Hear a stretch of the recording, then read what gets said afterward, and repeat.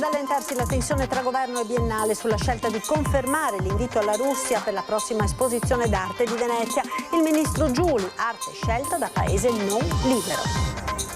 I rettori delle università Ca' Foscari e UAV favorevoli alla partecipazione della Russia alla Biennale. Tra i compiti della cultura e dell'arte dicono ci sono l'apertura e la promozione del dialogo. Caso Venezia, bufera dopo le dimissioni di uno dei consiglieri di indirizzo della Fenice, il musicista Alessandro Tortato. In un post le motivazioni che l'hanno portato a lasciare il ruolo. Questa è politica, non musica. Il fallimento politico al quale bisogna subito porre rimedio. La CGIL va all'attacco di Regione e Provincia di fronte alla volontà di fuga dei comuni del porto gruarese verso il Friuli Venezia Giulia. Attacchi informatici, fuga di dati e hackeraggio. Firmato in questura a Venezia il protocollo d'intesa tra polizia e consorzio per la cybersicurezza del Mose. Oggi quanto mai necessario le parole del questore. Un centro di formazione ad alta specializzazione che va dall'economia all'ambiente. Nasce all'Arsenale di Venezia il Polo del Mare, una collaborazione tra UAV, Ca' Foscari, Marina Militare e CNR. Buonasera, ben ritrovati con l'edizione di Venezia dei nostri telegiornali. Non accenna ad allentarsi la tensione dopo la scelta della Biennale di confermare l'invito alla Russia per la prossima esposizione internazionale d'arte di Venezia, nonostante la netta contrarietà del governo italiano. Il principio è chiaro: l'indipendenza della Fondazione Biennale di Venezia e l'autonomia delle scelte culturali e del mondo dell'arte. La conferma della Biennale di Venezia di invitare anche il padiglione della Russia alla prossima esposizione internazionale d'arte della Biennale di Venezia, in programma in Laguna tra maggio e novembre, rischia però di creare una crepa profonda tra il presidente della Biennale Pietrangelo Buttafuoco e il ministro dei beni culturali Alessandro Giuli. I due sono legati da un rapporto consolidato di profonda stima e amicizia, difficili da scalfire dalle polemiche del momento. Tuttavia sull'argomento la diversità di vedute tra i due è netta e non può non far rumore. Ora che anche 22 paesi dell'Unione Europea hanno contestato duramente la decisione di invitare la Russia alla rassegna, si apre uno scontro. Alla conferenza stampa di presentazione a Roma del Padiglione d'Italia, Buttafuoco si è appellato alla storia ultracentenaria della Biennale, mai una censura, ringraziando il ministro per il rispetto dell'autonomia, ma questo non è bastato a placare la tempesta in arrivo. Questa diversità di posizione, che è voluta dalla procedura, dalle leggi, perfino quelle internazionali, conclama, e lo ringrazio, l'autonomia di una istituzione che da 130 anni in una città speciale e particolare qual è Venezia costruisce il sentiero dove chiusura e censura sono ancora una volta fuori dall'ingresso della Fondazione Biennale di Venezia. Il ministro dei beni culturali Alessandro Giuli, che sarà a Venezia la prossima settimana, è intervenuto con un videomessaggio e non le ha mandate a dire, ribadendo la contrarietà del governo a questa scelta autonoma della Fondazione. Per quanto mi riguarda, come Ministro della Cultura, ritengo che l'arte di una autocrazia sia libera soltanto nella misura in cui sia un'arte dissidente rispetto a quella autocrazia. Quando è scelta dai vertici di uno Stato autocratico, non ha la libertà consentita alla pura espressione artistica, quell'espressione artistica che il popolo ucraino vede ogni giorno calpestata dalle bombe della Russia, che da oltre 4 anni ne ha invaso i confini, le case, le famiglie, la libertà. E i rettori delle università Ca' Foscari e UAV sono favorevoli alla partecipazione della Russia alla Biennale. Secondo Tiziana Lippiello e Benno Albrecht, tra i compiti della cultura e dell'arte ci sono l'apertura e la promozione del dialogo. In Un conto è la politica, un conto sono l'arte e la cultura. E ancora, un paese libero non deve avere paura o farsi problemi ad ospitare un'installazione artistica di un paese che non lo è. Sono le opinioni che in queste ore si stanno facendo largo a Venezia di fronte alle polemiche sulla partecipazione della Federazione Russa alla prossima Biennale di Arte Contemporanea. Sia a livello nazionale e internazionale, la grande maggioranza delle nazioni europee e lo stesso governo italiano, per bocca del ministro alla cultura Giuli, ne stigmatizzano la presenza. A livello locale, esponenti del mondo culturale veneziano, come i rettori delle due università cittadine, sono di diverso avviso. Secondo me non dobbiamo mai chiudere il mondo e chiuderci al mondo. C'è chi sostiene che la cultura è libertà, chi dice ma da un paese che non è libero non può arrivare una cultura libera. Ma proprio perché da noi è libera, noi dobbiamo dare l'esempio agli altri paesi e agli altri giovani. La nostra posizione come università noi accogliamo, tentiamo il dialogo, lavoriamo per il dialogo, noi, visto il mestiere che facciamo, costruiamo ponti. La Russia non partecipa ufficialmente alla Biennale di Venezia dal 2019. Il padiglione è chiuso al pubblico dal 2022, anno dell'invasione su larga scala dell'Ucraina, anche se la rinuncia era arrivata dagli stessi artisti. All'epoca la posizione della fondazione verso la Russia era il rifiuto di ogni forma di collaborazione con chi avesse attuato o sostenesse un atto di aggressione di inaudita gravità. E all'arsenale l'aiuto concreto all'allestimento dell'installazione di un'opera di artisti ucraini di condanna alla guerra. Noi siamo grati, noi siamo commossi con tutto il supporto degli italiani. Io ho tagliato tutti i miei legami professionali e legami privati con la Russia dopo il 2014. Febbraio 2014 io ho tagliato tutto. Neanche io compro questa pasta per i denti che è prodotta in Russia, sapete? È finito perché c'è una guerra. Oggi la posizione della Biennale è che sono i paesi a chiedere autonomamente di partecipare con semplici comunicazioni qualora siano proprietari di un padiglione ai giardini, e la Russia ne ha uno dal 1914. La Biennale prende atto della comunicazione e non impedisce a nessun paese di partecipare. Noi non siamo contro il popolo russo, noi siamo contro un'aggressione di uno Stato che secondo me è non democratico, ma non possiamo rispondere con la stessa logica. Lo dico ai vari ministri che hanno firmato una lettera. Non è una questione politica questa, è una questione culturale. Noi dobbiamo tenere aperta la porta alla discussione, perché la Biennale è proprio questa la democrazia, proprio la differenza tra uno Stato totalitario e uno Stato democratico, è proprio questa. Ed ora il caso di Beatrice Venezzi e bufera dopo le dimissioni di uno dei consiglieri di indirizzo della Fenice, il musicista Alessandro Tortato. In un post le motivazioni che l'hanno portato a lasciare il ruolo. Questa è politica, non musica. Ancora in barba allo statuto si è voluto far pronunciare nuovamente il Consiglio di indirizzo sulla nomina di Venezia direttore musicale del teatro. A questo punto è evidente che la questione si è fatta meramente politica e che di conseguenza non c'è alcun bisogno di avere un musicista tra i consiglieri, quindi me ne vado. Arrivano da un lungo post pubblicato sui social le parole di Alessandro Tortato, musicista e membro del Consiglio di indirizzo del teatro La Fenice, dalle dimissioni in seguito alla volontà di far pronunciare lo stesso Consiglio sulla nomina di Beatrice Venezzi, pronuncia che era stato detto in precedenza dal sovrintendente Colabianchi, racconta l'ormai ex consigliere, fosse avvenuta all'unanimità. Falso, ribadisce Tortato, un clima sempre più teso, una contrapposizione tra sindacati e vertici, musicisti definiti pippe dalla stessa Beatrice Venezzi, appellativi che non possono esistere, da cui Tortato si dissocia.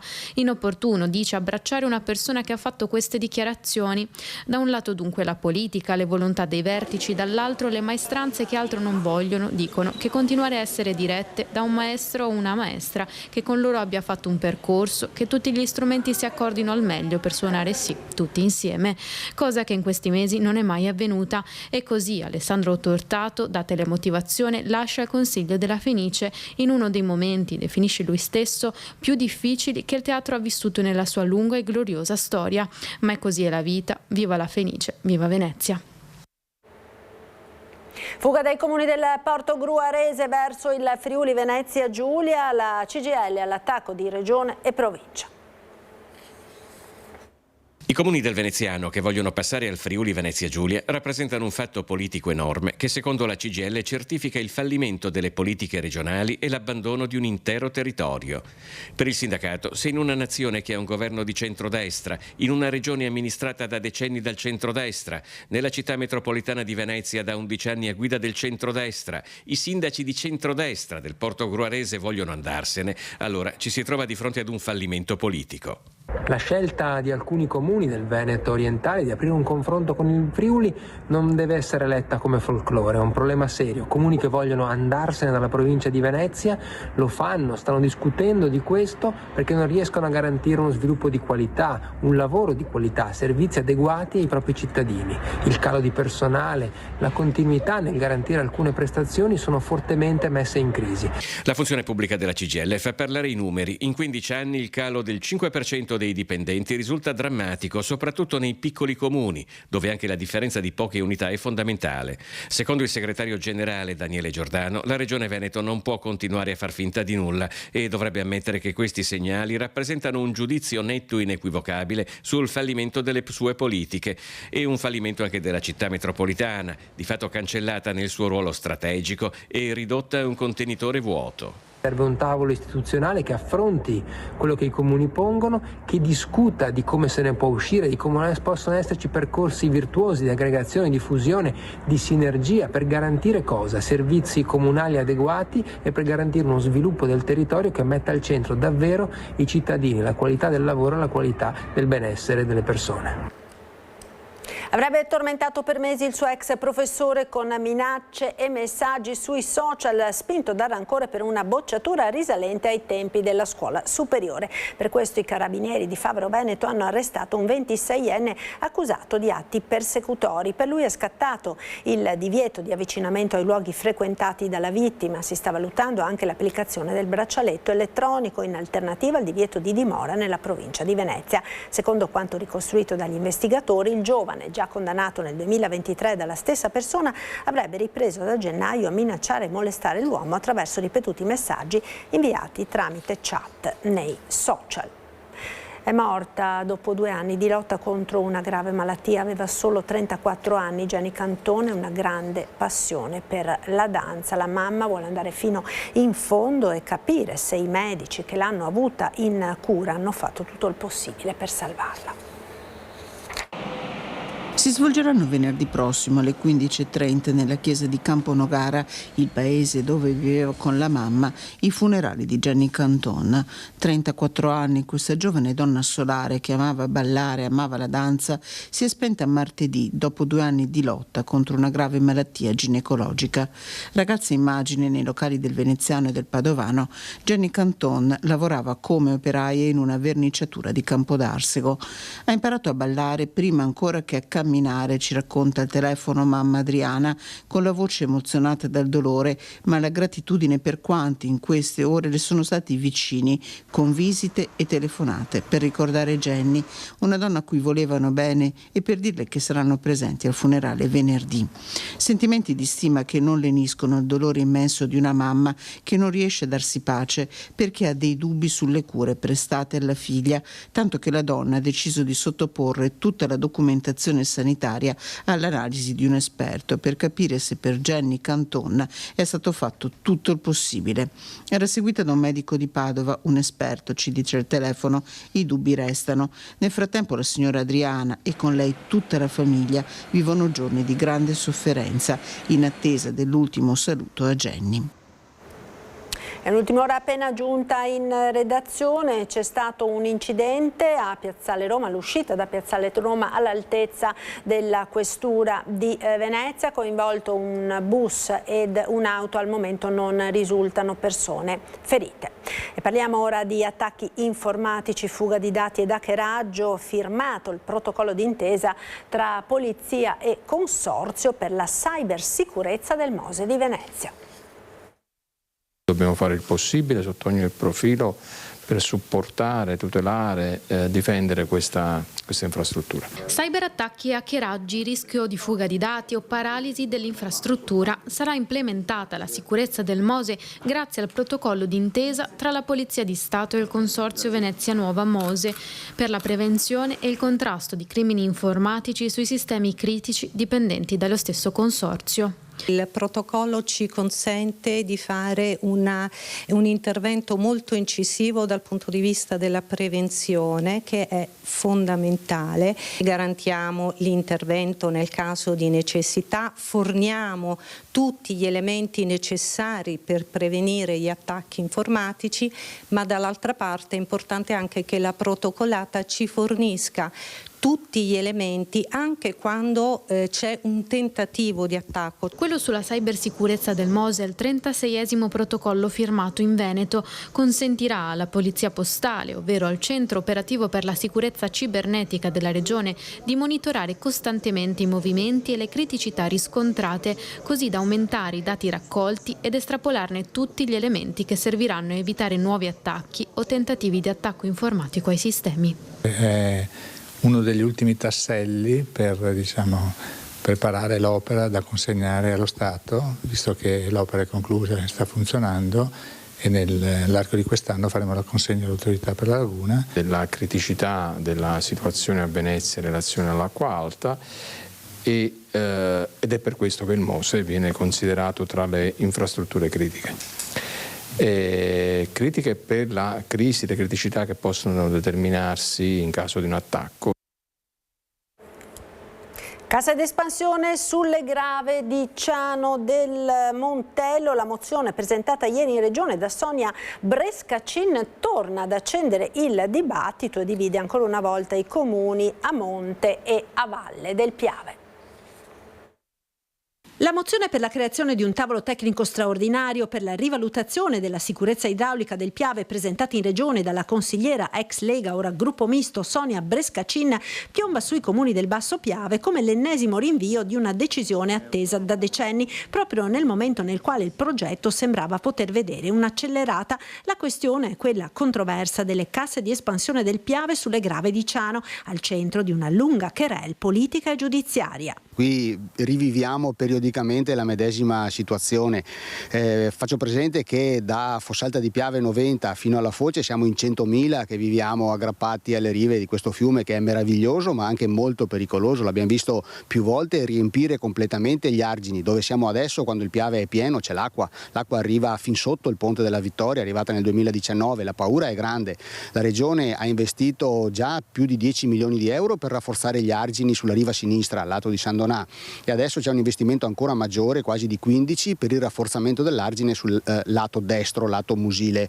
Questo metterà al riparo dalla rottura dell'argine ma non dall'esondazione. E la soluzione indicata dagli esperti incaricati a suo tempo dalla Regione è proprio quella del bacino di laminazione nel territorio di Crocetta del Montello. Un ulteriore rinvio viene vissuto dai comuni a valle del fiume con apprensione proprio nel 60° anniversario della grande alluvione che qui causò una catastrofe con decine di morti, migliaia di sfollati e danni enormi. Io capisco benissimo la delicatezza della sensibilità ambientale, la rilevanza di quel sito meraviglioso, però qui parliamo di vite umane e di danni potenziali gravissimi. L'autorità di bacino, che è presieduta dalla dottoressa Colaizzi, che è anche commissario per le casse di laminazione, aveva valutato, in caso di un fatto come quello del 66, fino a 100 morti e 10 miliardi di euro di danni. Ma a Monte del Piave la si pensa diversamente e da tempo si caldeggia una soluzione diversa da quella che, dicono i sindaci rivieraschi coinvolti, porterebbe ad una devastazione ambientale. Rinvia al mittente la polemica politica, Marianella Tormena, di chi vede nella proposta della consigliera Brescacin una resa dei conti all'interno della Lega per come sono andate le cose nella giunta Stefani, dove è entrata l'ex sindaca di Ponte di Piave Paola Roma.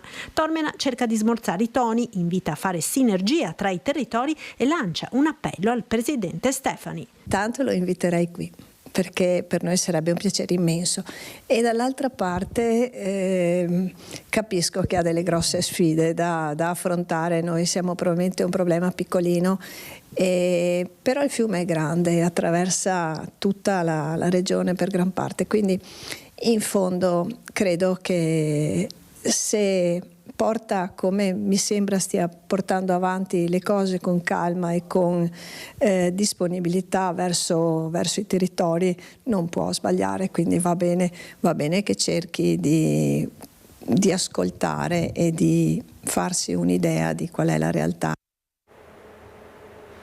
Si è spento a 92 anni Don Luigi Trevisiol, sacerdote della diocesi veneziana con oltre 60 anni di ministero alle spalle. Il religioso è morto alle prime ore di oggi all'ospedale di San Donà, dove era ricoverato nei giorni scorsi per l'aggravarsi delle sue condizioni di salute. Accanto a lui l'assistenza spirituale del parroco Don Davide Carraro. Nato a Eraclea, Don Trevisiol era stato ordinato sacerdote nel 1960 dal patriarca Giovanni Urbani. Nel corso del suo servizio pastorale aveva ricoperto l'incarico di vicario parrocchiale a Jesolo, Murano e Mestre, prima di diventare parroco a Torre di Fine per quasi 40 anni. Dal 78 al 2015 aveva poi svolto il suo ministero come collaboratore pastorale nella comunità di Carpenedo. I funerali saranno celebrati venerdì 13 marzo alle 16 nella chiesa di Santa Maria Concetta a Eraclea e saranno presieduti dal patriarca di Venezia, Francesco Moraglia.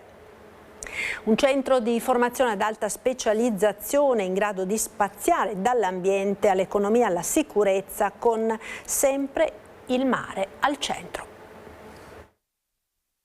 Con l'inizio di una collaborazione multidisciplinare tra Marina Militare, Università Ca' Foscari e UAV, CNR Ismar, siglato all'Arsenale di Venezia, nasce ufficialmente il Polo del Mare, un progetto che intende essere un centro di eccellenza in grado di costruire un'offerta formativa di elevata specializzazione nel panorama nazionale ed europeo, capace di attrarre studentesse e studenti e valorizzare il patrimonio culturale, ambientale e scientifico di Venezia. Mettere insieme la nostra esperienza, le nostre conoscenze, il nostro personale qualificato con quello di due realtà come le due università e quello del CNR, proprio per cercare di attrarre studenti e formare un pensiero sul mare a 360 gradi che copra tutti gli aspetti della marittimità. Sono gli ambiti di studio che saranno approfonditi appunto da questo. La domanda, allora, innanzitutto noi abbiamo, come sapete, una dimensione multidisciplinare, quindi gli ambiti di studio sono sicuramente le scienze ambientali, l'economia, la geografia, la geopolitica e anche gli studi umanistici e le scienze sociali. C'è l'accordo di collaborazione Polo del Mare, un progetto che guarda al futuro, non manca comunque di solide basi di partenza. Esiste già qualcosa a Venezia, per esempio noi abbiamo 2 corsi già aperti, uno è sulle connessioni e perciò su tutto quel che riguarda le connessioni attraverso il mare e i rapporti tra mare e terra, e uno è sull'energia del mare. Poi abbiamo proprio tutto quel che riguarda energia e mare, sono corsi di ingegneria che abbiamo allo UAV. Ed era questo l'ultimo servizio per Venezia da stasera. Io vi ringrazio per essere stati con noi, come sempre subito dopo la sigla le previsioni del tempo con il nostro meteo. Arrivederci.